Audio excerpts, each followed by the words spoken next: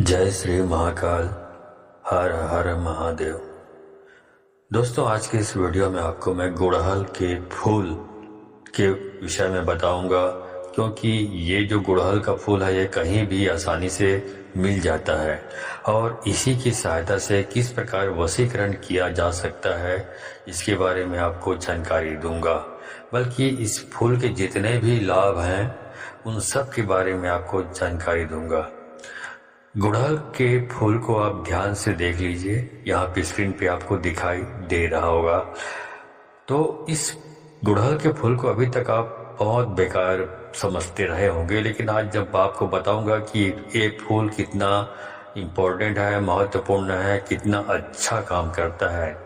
यह फूल कोई मामूली फूल नहीं है।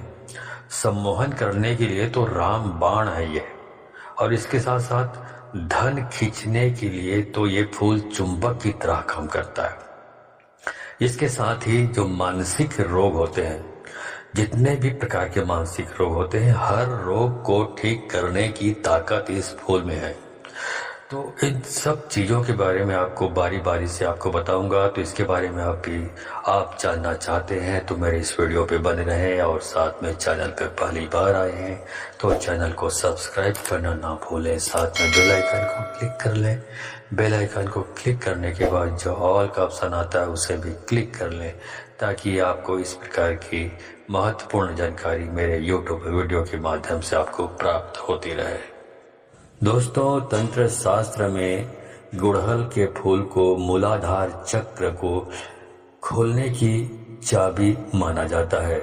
मूलाधार चक्र व्यक्ति को धन खींचने की और सम्मोहन की शक्ति प्रदान करता है। तो इन सारी चीजों के बारे में आपको वन बाय वन आपको बताने जा रहा हूँ, ध्यान से समझिए। दोस्तों, गुड़हल का फूल भगवान गणेश जी के चरणों में चढ़ाया जाता है, क्योंकि भगवान गणेश जी को गुड़हल का फूल अति प्रिय है।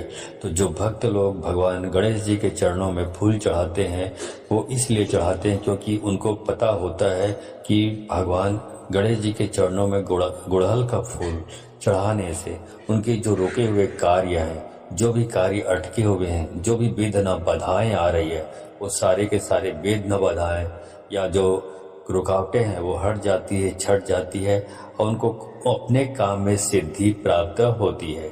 इसलिए भगवान गणेश जी के चरणों में गुड़हल का फूल चढ़ाया जाता है। दोस्तों, गुड़हल का फूल इस्तेमाल किया जाता है उन लोगों के लिए जिनका मणिपुर चक्र बिल्कुल कमजोर हो गया है। मतलब क्या हुआ इसका कि किसी व्यक्ति को अगर बहुत ज्यादा डर लगता हो, कॉन्फिडेंस की उसमें बहुत ज्यादा कमी हो, तो भी गुड़हल का इस्तेमाल किया जाता है।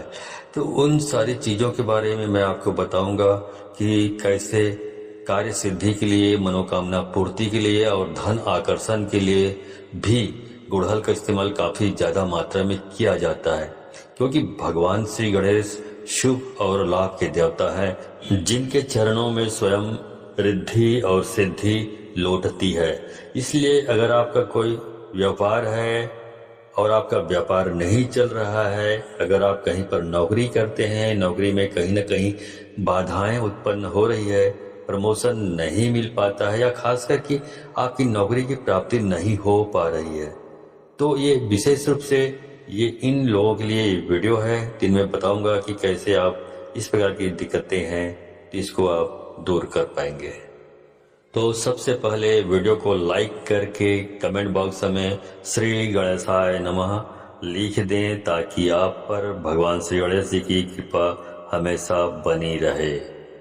जैसा कि आप जानते हैं कि गुड़हल का फूल तो भगवान श्री गणेश जी को अति प्रिय है ही, लेकिन आपको बता दूं कि भगवान श्री गणेश माता लक्ष्मी को भी अति प्रिय हैं।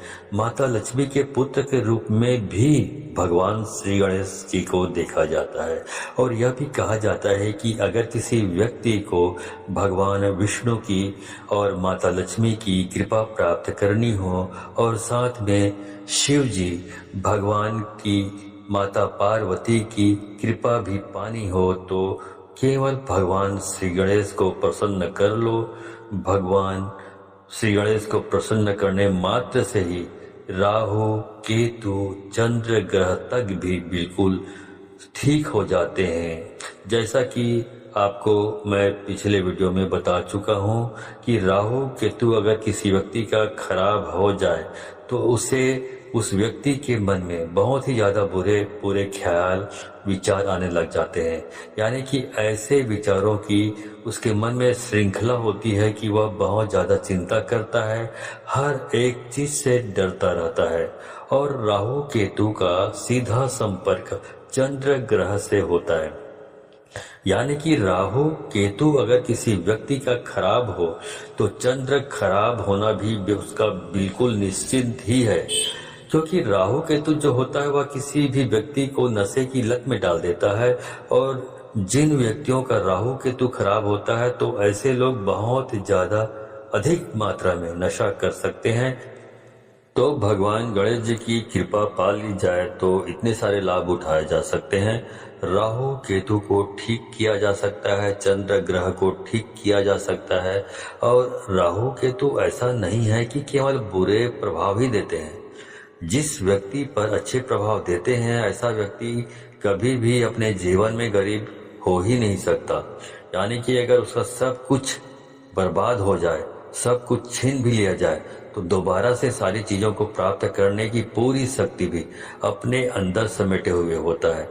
और राहु केतु अगर किसी व्यक्ति का अच्छा हो, और ऐसे व्यक्ति का, क्योंकि अगर राहु अच्छा होता है तो चंद्र ग्रह भी बलवान उस व्यक्ति का हो ही जाता है और उसमें कहीं न कहीं आसुरी शक्तियां अपने आप ही आने लग जाती है।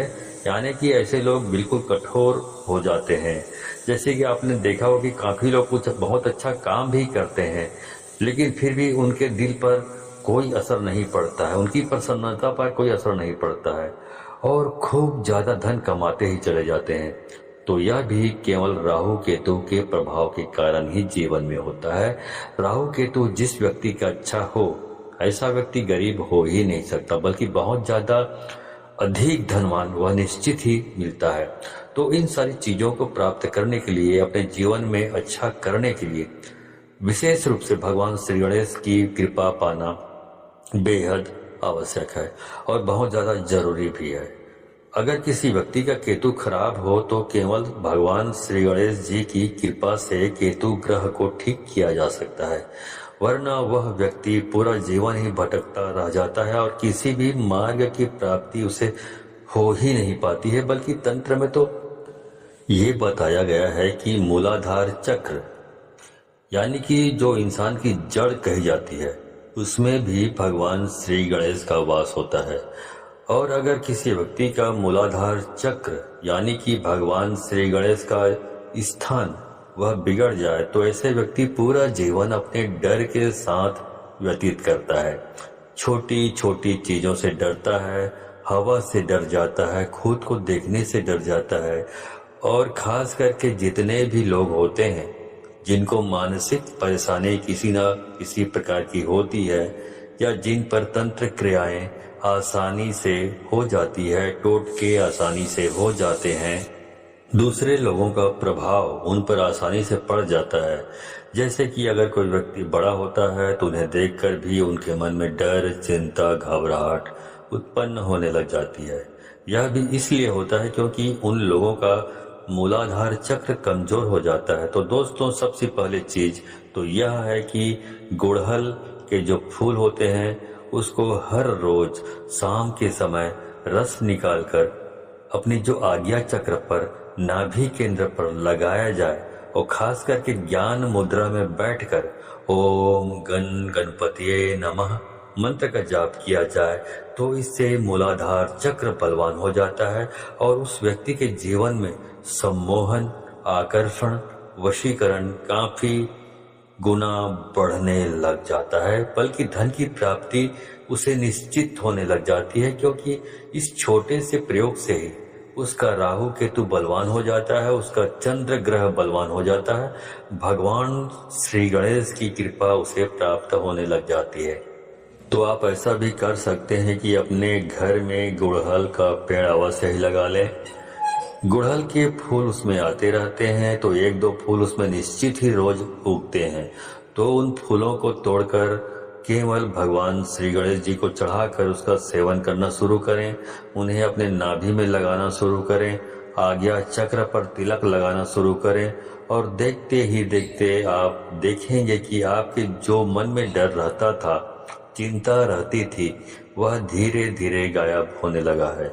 आपका दिल मजबूत बलवान बनने लगा है, क्योंकि मूलाधार चक्र अगर किसी व्यक्ति का बलवान बन जाए तो सबसे पहला प्रभाव उस पर यही पड़ता है कि वह बिल्कुल निडर हो जाता है और बिल्कुल शांति स्वरूप में आ जाता है।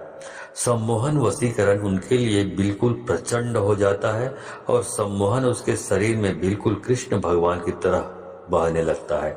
यानी कि जिस भी व्यक्ति की वह कामना करता है वह व्यक्ति उसके पास अपने आप ही खींचा चला आता है।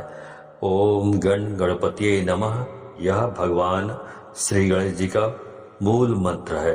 तो ओम गण गणपतिये नमः यह तांत्रिक मंत्र भी कहा जाता है। इससे अधिक प्रभाव होते हैं, जिसमें होता यह है कि यह तांत्रिक मंत्र ही होता है, तो यह भी आप बिना किसी परेशानी के जाप कर सकते हैं।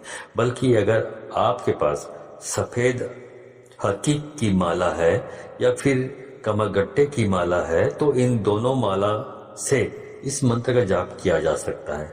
रुद्राक्ष की माला का इस्तेमाल इसमें आपको बिल्कुल भी नहीं करना है। गांठ बांधने अच्छी तरह समझ लें। काले हकीक की माला का इस्तेमाल भी आपको बिल्कुल भी नहीं करना है। गुड़हल के फूल से सम्मोहन के प्रयोग भी किए जाते हैं। अगर पत्थर पर पीसते हुए किसी व्यक्ति का ध्यान किया जाए जिसे आप अपने जीवन में आकर्षित करना चाहते हैं, सम्मोहित करना चाहते हैं और यूं चाहते हैं कि सामने वाला व्यक्ति आपसे बिल्कुल धोखा ना करे, आपसे बंधा रहे, आपके प्रेम में रहे, हमेशा आपसे प्रेम करे, आपसे बिल्कुल भी नफरत ना करे, तो आपको केवल इतना करना है कि आपकी जितनी उम्र है उतने ही गुड़हल के फूल या फिर आपके पार्टनर की जितनी उम्र है उतने फूल भी लिए जा सकते हैं और उन्हें पत्थर पर पीसते हुए गंगा जल का इस्तेमाल करते हुए उस व्यक्ति का ध्यान करें जिसको आप अपने जीवन में बांधना चाहते हैं, खुद को बांधना चाहते हैं, प्रेम में बांधना चाहते हैं। उस व्यक्ति का ध्यान करते हुए ओम गण गणपतिये नमः इस मंत्र का मन ही मन में जाप करते रहें और उस व्यक्ति का ध्यान बनाए रखें, उसको अपने दिमाग में उसका चित्र लाते रहें और रोजाना इस तिलक को खुद भी लगाएं और अगर उस व्यक्ति को तिलक लगा सकते हैं, संभव है, तो आप अपने अनामिका उंगली से उस व्यक्ति को तिलक लगाना भी शुरू करें। क्योंकि बहुत सारी महिलाओं की यही परेशानी होती है कि उसका पति उनसे बिल्कुल भी प्यार नहीं करता है, शादी करने के बावजूद भी दूसरी लड़कियों से संपर्क रखता है। तो उसे अपने वश में करने के लिए केवल आपको इतना करना है, ये जो प्रयोग मैंने अभी आपको बताया है।